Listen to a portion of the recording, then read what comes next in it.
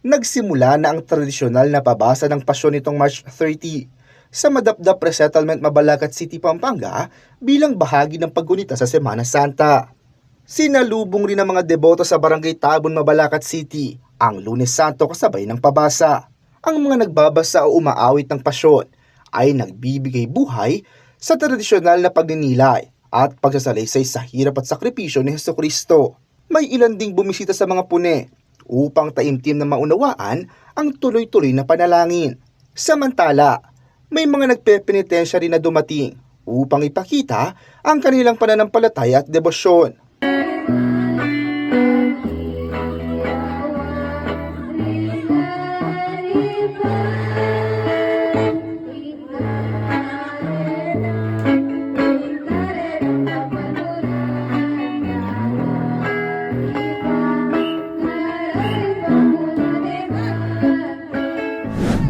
Hindi lang sa mga bayan nagsagawa ng pabasa ang mga deboto.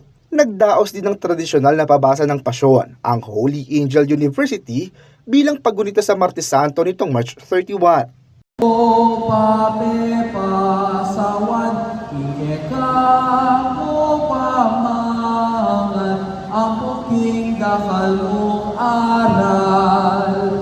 Bukod dito, isang solemn procession ng Stations of the Cross sa loob ng campus ang dinaluhan din ng mga estudyante, empleyado at mga bisita.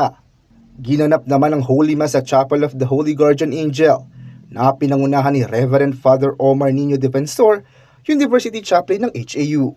Kasama si Arlene Salonga, Raymond Tasoy, CLTV 36 News.